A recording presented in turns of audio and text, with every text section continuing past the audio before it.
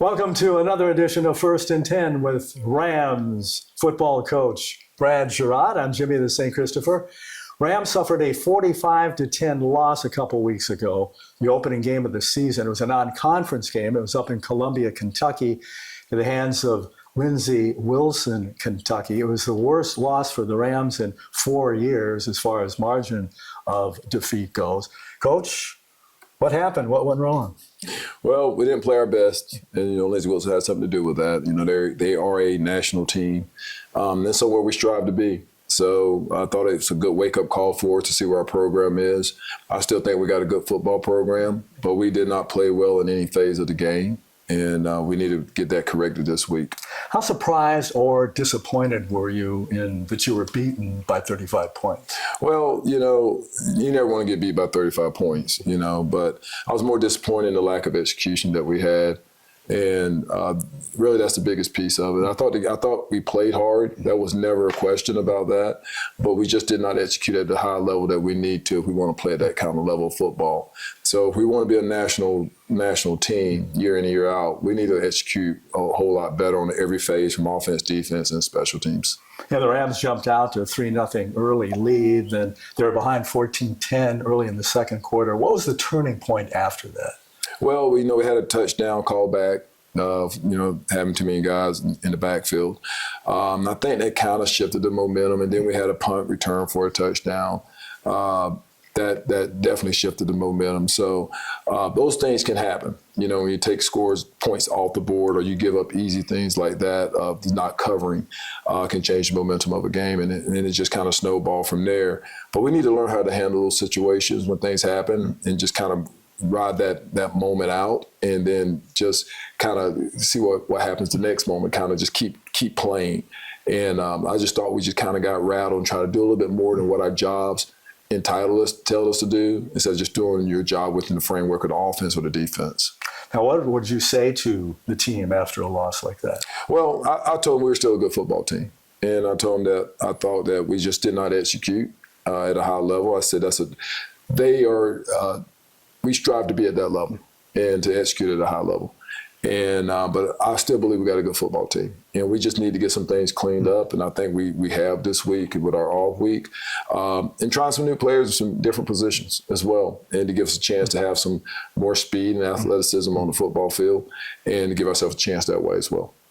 The great Bill Parcells, former Giants coach, and he was even in Dallas a while with the Cowboys, used to say that he'd go light on a team after they had a bad loss, a big loss, a losing streak, as opposed to where he'd ride them more or get on them more when they were winning. Do you agree with that kind of philosophy? Well, I just think you have to be yourself. We talk about that all the time, about integrity, who you are, regardless if it's going good or bad. And I was just myself, and I wanted the team to one thing they didn't shy away from is the hard work. They came back and went to work, and they did not shy away from that. So to me, that's encouraging. Guys got back in there, went to work. We got things corrected that we needed to get corrected. So we practiced. We just didn't go light. We practiced because we know we need to get better. We didn't stay out there 3 hours because that's not what we do. We go out there for an hour and 45 minutes, hour and 50 minutes, and we get our stuff in. We get our special teams in. We get our teamwork in. And we work on our fundamentals. And that's one thing we won't forget to do. We're going to do those things. So the kids just stayed at it and stayed steady. And it's important to me that I demonstrate that as well on how I coach and not panic. And we're not going to panic in these situations. It's early in the season, so one game doesn't make you, regardless if we won the game or not. It doesn't make a season. Now, how did some of the veterans react? Well, they were disappointed. They were disappointed of the loss, and some didn't. Some knew they didn't play their best as well. But that's across the board, not just the players, coaches too, myself too. We didn't coach our best that day either. So we need to make sure we all came together as a family, as a group, and we just rallied and challenged each other and pushed each other to be better. And that's what I want. I want those older guys set up and have that leadership and demand more out of their teammates. And the Rams had that loss on August 28th, which is 3 days before September, obviously. And then they had a bye last week. So how tough is that to get beat like that? And then you obviously want to get out there and spit that bad taste out of your mouth. But you had the bye then. How tough was that not playing the week after the loss? The bye week came at a perfect time. you know, when you lose a game like that. But like I said, I thought the effort was there. We just need to refocus on like doing our jobs, what our jobs are, and just do our job and not try to do more than that. And then each player has to be held accountable for their responsibility, their job, their 1/11th. So we all have our part to do. You know, just like the coordinators have their jobs to do to call the offense and the defense. My job is to be the head coach.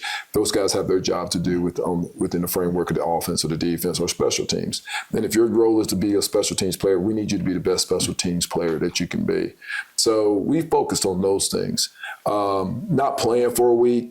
You know, yeah, I'm ready to go play. But at the same time, we needed this week to really focus on some things, get some things cleaned up. Yeah, the offense had 192 yards on offense and 29 of that running. But on defense, a couple of guys had some pretty good games. Who did you like on defense? Well, I thought Daniel Bogan stepped up and played solid. We got some new faces back there, you know, so especially on the back end with losing Jay Reed, I thought Dalen Rogers played solid as well. I think Jaden Fisher played a really good, solid game in his corner.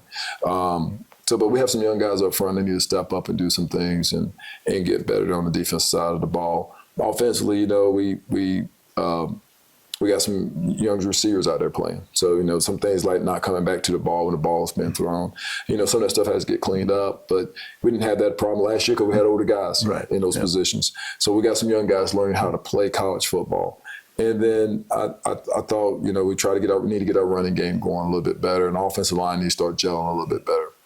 And the Rams have been back on the practice field, as we said. They're getting ready for Texas College. It's the opener and the Sooner Athletic Conference, an early opener, as they'll play Texas College. We'll find out about those practices, and we'll look into Texas College after this word from our friends at NBT.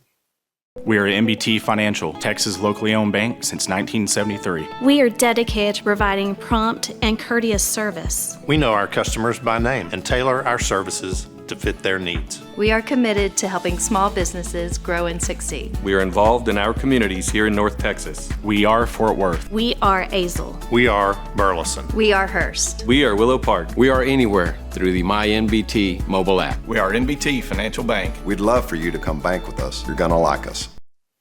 Welcome back to First and 10 with Rams coach Brad Sherrod. We're just having a light moment here. And were there any light moments, or were there any good moments in the practices you've had since that loss up in Kentucky? Well, we just we play a lot. We play a lot. You know, we play a lot of football. My philosophy is you're only going to get better if you continue to play. So we've had a lot of situational scrimmages, a lot of situational plays in there this week. I think the kids enjoy it. Plus, we got our young kids out there to play a little bit in the Future Bowl. They really enjoy that. Mm-hmm. So and they're cheering for each other and pulling and helping coach those guys. So to me, that's fun. I think those guys enjoy doing that stuff. And then when they have a chance to actually play against each other, and we don't tackle, but we thud and do those things. I think they really enjoy that because they have a chance to play and kind of get that feel off them a little bit, that, you know, play the game a little bit and do some different things. Now, what's a Future Bowl for those who don't know what that is, me included? Well, those are our redshirt kids, our young kids that not going to play this year right now. So what we do is to try to have a 15-20 play scrimmage for them and just let them play inter-squad scrimmage and let them play. And basically just learn the defense, learn the offense. And so they give them a chance to show us that they can play, and then we can coach them off of that film and get them better as well. And we mentioned Texas College. The Steers already have played 2 games. They lost to Culver Stockton College 34-7, and then they got wiped out by Arkansas Baptist.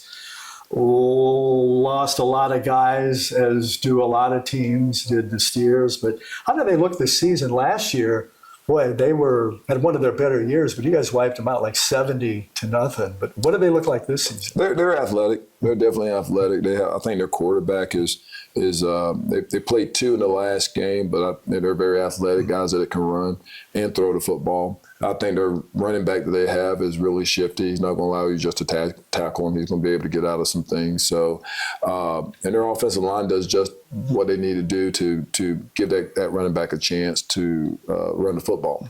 And I think their skill kids are good. And defensively, they're going to run around and show you a loaded box and play a lot of man and do some different things and blitz in some different situations. So it'll be a good challenge for us. We need to have our guys step up and meet the challenge. What do you want to see against the Steers in particular? Well, I want us to play our brand of football. I want us to be able to develop a running game, to play, stop the run on defense, create some turnovers, hold on to the football. I want to see us play better on special teams. We gave up so many yards that equal to about 3 scores in hidden yardage plays on special teams. That's 6 or 7 touchdowns, not 6 or 7, but 3 touchdowns right there, 3 scores that could have helped us in that game. So special teams are extremely important. And we work on it a lot for us not to win the hidden yardage. So we need to set our offense up and play on the short field. We need to be able to do that more. And I'm hoping our punting game will be better than what it was last week. And our coverage has to be better. Now, I'm in charge of all that. So I believe it will be better. I think Tyler's really been punting it well this week. And the coverage has been extremely better. Like, we move some guys around to give us a better chance to get down there and cover. Now, do you like having the SAC opener against Texas College, this forthcoming game? It's there at Texas College. But do you like having that early, or would you rather have like the 3 non-conference games, play UTRGV second, UMHB maybe third, and then start the SAC season? Does that make any difference? It really does. I think you have to play when they come. Last year I think it was the opposite of what we had. We played all our non-conference earlier than Arizona. But I think you just have to play them when you have them and step up. Every game's important. Every game is a championship game for us. So we need to play like that. And we'll go to Rose Stadium and they'll give us their best, and we need to make sure we can match that and play our best. Yeah, and I forgot to ask you about Cole Francis. He came in the fourth quarter, the second half, I believe. Was Carson okay that you put in? Was that the reason you put in Cole? Well, we just want to give Cole an opportunity in the game. Carson did nothing wrong to be pulled, but Cole had a chance. We're going to get him in there a little bit and give him a chance to run the offense as well. Not that we thought we could still score some points towards the end, and we want to give Cole a chance to be able to do that for us. Now, last week we talked about college football. I know Aaron Marquardt is a few feet away from us here now as a big Texas Raiders fan, but we won't get into that.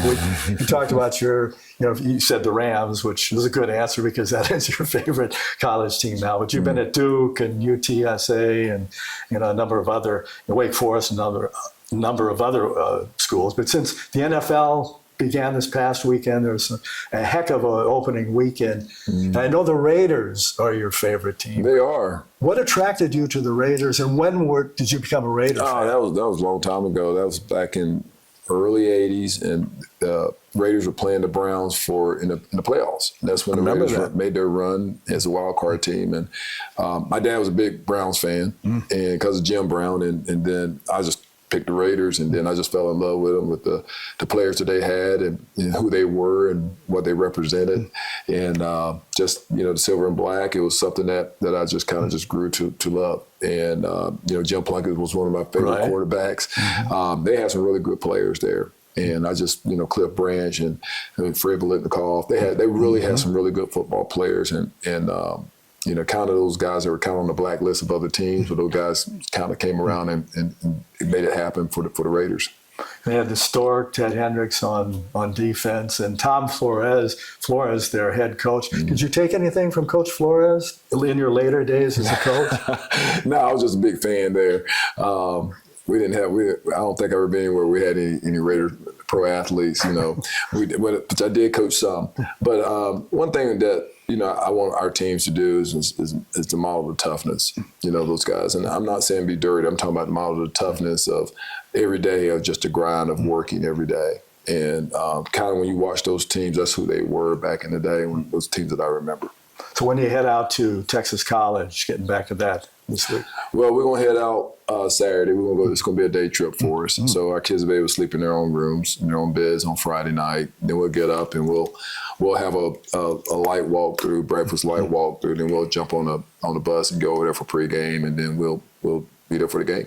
Coach, get back out there on that practice field and get that first win of the season. I appreciate it. Thank you. Start a winning streak of 9 in a row now, 10 in a row? 1-0. Okay, one at a time. Starting with Texas College this weekend. For Coach Sherrod, for Aaron Marquardt, James McBride, Ricky Dotson, Kenneth Flowers, I'm Jimmy the St. Christopher. We'll talk to you next time on First and 10. Rams up. Rams up.